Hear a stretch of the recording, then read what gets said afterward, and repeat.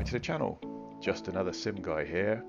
As you know, I've recently started my iRacing journey and I've been stumbling across some tips, tricks, little secret settings along the way, and I think it would be really useful to share these with everyone. And if you're new to the channel, make sure you sub for plenty more content. Join our Discord for loads more hints and tips and community races. We also do live streaming and we do all games, not just iRacing. So without further ado, let's get on with these tips. Okay, so the first thing is throttle and making sure that your throttle is going all the way to the end. Now I've seen people ask about this as recently as yesterday in a Facebook group, concerned that they were getting overtaken on the straights and didn't know what they were doing wrong. So go into your calibration of your pedals and you can turn the wheel, you can push the pedals and make sure that they're reaching 100% correctly. Make sure that your throttle is getting to 100%. Recalibrate if needed, or what you can do and what I do is I tell the game that 100%, I hold my foot at about 95 and then tell the game that's full, and then you've got a little bit of wiggle room there, and especially if you're a bit like me and you can be a bit lazy at times and unaware that you lift your foot off slightly, it overcomes that as well. So always make sure you calibrate your equipment. Next one's a really quick one.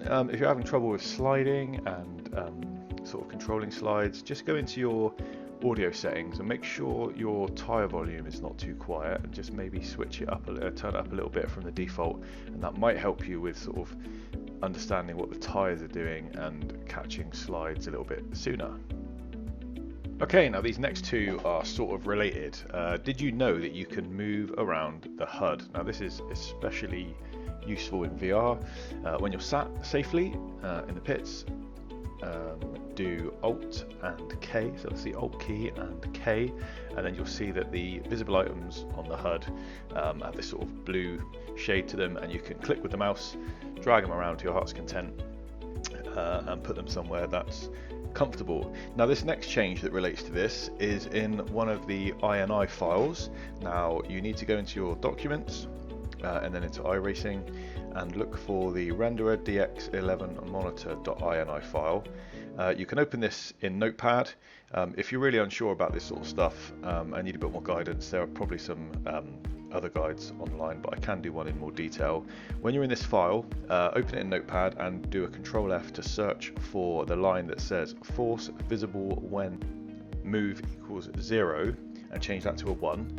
And then when you do the Alt K, it will also show all of the HUD elements, not just the ones that are active on the screen at that point. So things that only pop up like messages and flags when they actually happen, obviously you won't be able to move those if you can't see them. So this setting will make sure they appear all the time.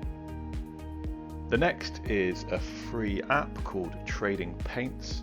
You can use it to use custom paint jobs on your cars, but not only that, you can use it to see other people's custom paint jobs. So even if you've got no interest in what you look like, this adds a huge level of immersion to the game by seeing some real looking and a more sort of variety packed racing field. So go to Trading Paint's website, link it up, it's completely free. I'll do a separate guide on this, but this adds a huge amount of realism to the game for me. And then if you want to get involved with creating your own paints, I'll make a video on that too. Another great free tool is called Crew Chief. Again, link in the description. It's free. Download it, install it. This works with iRacing, but also nearly every other sim that you can think of. And it's just a spotter. You can select your name, so it's a bit more personalized. You can select from different spotters, male, female, different accents. There's a sweary mode, so in the sweary mode it sort of disses you a little bit more and is a bit more playful, gives you a bit of a kick up the backside if you need it. You can set how much it talks to you. Do you want it to tell you every lap time? Do you want it to tell you about the guy in front, the guy behind, how often? In iRacing, it's got some clever features where it'll tell you people's rating sometimes, and it'll also tell you if they're not particularly safe driver. So if their safety rating is quite low and you're close to them, it gives you a bit of a warning. You can use it for all sort of pit commands and voice control, which I haven't really brushed upon yet. But just as a replacement to the standard iRacing spotter, it's pretty good, and people in the community thoroughly recommend it, and I can see why. Now, another setting in the game that not a lot of people know about is the auto button for force feedback. So when you're going through your black box information, one of those will say force feedback, auto, and a little tick. So you have to do a few laps first, and it sort of gets some data from your wheel. And then if you click the auto button, it will set the force feedback to an automatic level for that car for you to try. So if you're having trouble getting anything calibrated on force feedback, this can give you a bit of a baseline of a starting point to then play with from there. And that might help you out on some of the cars if you haven't calibrated them yet. Okay, so back in the INI files again, so you're in your documents, then iRacing, and then search for the app.ini file. This is a really small one, but as you join races and people come and go, at the top of the screen it tells you so-and-so's joined, so-and-so's left, so-and-so's done whatever. If you want to turn those messages off, look for the line in this file called show join leave, and it will equal 1 by default. If you change that to equal 0 and then save that file, that will stop those boxes from coming up. Particularly useful if you're recording or if you just want your screen to be clean. That's a nice little setting that can help you out. Now this is a really useful one, particularly in rookies. Now obviously, if you're in races where you're likely to need to be towed back to the pits or go back to the pits because you are still prone to sort of crashing or getting involved in accidents, this can save you a lot of time, and no one really tells you this. But the lower classes, and particularly the rookies, you have like a quick repair option, which is ticked by default. Now what that means is if you get involved in an accident, you tow yourself back to the pits, you don't have to worry about repair damage time. You obviously have to sacrifice the tow time. When that gets to 0, your car's magically repaired and off you go. Now usually you get one of these per race, you can't do it multiple times in all races, but what happens is if you don't change other settings, your pit stop can take a lot longer than it needs to. So you get the towing time, and then by default the game will change all your tyres and it will add some fuel unless you tell it not to. So a good habit to get into at the beginning of each race is to go through that black box until you get to the box that tells you about the pit stops. Untick the replace boxes, the check boxes for replace on all 4 tyres, and also untick the fueling box that says add fuel. And then if you do get towed back to the pits partway through that race, you'll be able to sort of save that time and get back out on track a lot quicker. Now you can do it whilst you're driving. If you get damage and you're driving into the pits, you can find the black box setting and you can tick these things. But I don't know about you, but for me, if I'm driving a damaged car, it's probably not driving particularly well. You've got to monitor where you're going and not crash. You've also got to keep an eye on the pit speed that you're doing, and to be fiddling around with the mouse looking for the right menu and then moving the mouse cursor to tick and untick boxes is just a pain that I don't need at that point. So by doing it right at the beginning of the race while you're just sat and gridding up, it takes a couple of seconds, can save you a lot of time and hassle in the race. So I hope you find that useful. And next I just wanted to cover some buttons that you really need to make sure you've got assigned that sort of give you some help during races. So make sure you've got a black box button set to cycle through. Now I don't have left and right sort of to cycle through, I just have one that goes to next, and I just go through it, and then after a certain amount of time it just loops around and goes back to the first one. But that can really help you.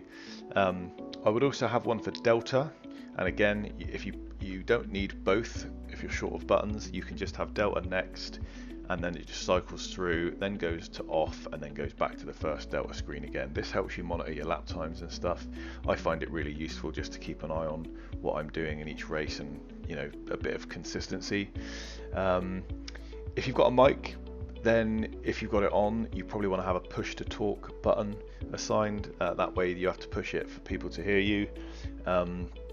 If you don't have a mic, you don't have to worry, and if you're happy to voice chat openly, you don't have to worry. But if someone's likely to come in your room, or you need to chat to your missus about what you're getting for shopping later on while you're racing, then perhaps a push to talk button is going to be helpful. The other thing that might help is to have a volume control on the chat, because it can get a bit spicy, it can get a bit loud, and if people start bitching at each other and you don't want it to affect your race, you can just turn the volume down. So I have a rotary switch for volume up and down in the chat, and if I don't want to hear people, or I just want to switch off some rage quitting, then you can easily do that at the push of a button. So that's really, really helpful.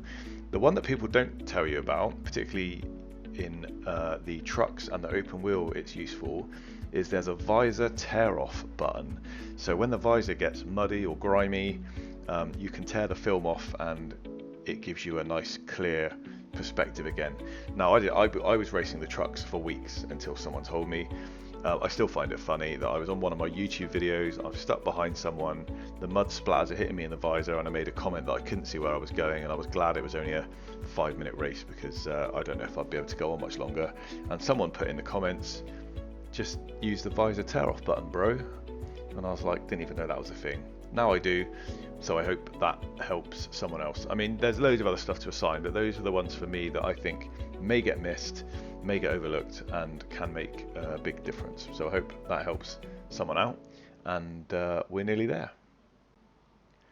Now this is the last one that might help you sort of calibrate your view and your FOV a little bit better. There are more controls than you can initially see, and the way to control some of your cockpit views is to pull away from the pits, pull away from a starting position so that it generates a little bit of a replay, go into the replay, and then what you want to do is pause the replay and do a Control and F12, and that will bring up an additional little side menu with lots of FOV controls on it, where you can move up and down, in and out, and control it to a sort of a more fine degree than you can with just the standard settings in the iRacing main menu. So I really hope this was of use, and at least a few of these were new to you and help you, and this is what our community is all about, sort of sharing advice, sharing tips, and making sim racing the best experience it can possibly be for all of us. So do link up with us on Discord, check out the website, join some community races, get involved with what we're doing, check out some live streams, and we hope to see you on track soon. I have been just another sim guy. Thanks for sticking with me. If you've got any questions, leave them in the comments. If you need any further explanation, don't be afraid to ask. I do reply to every single comment. So we'll catch you soon. Take care. Bye bye.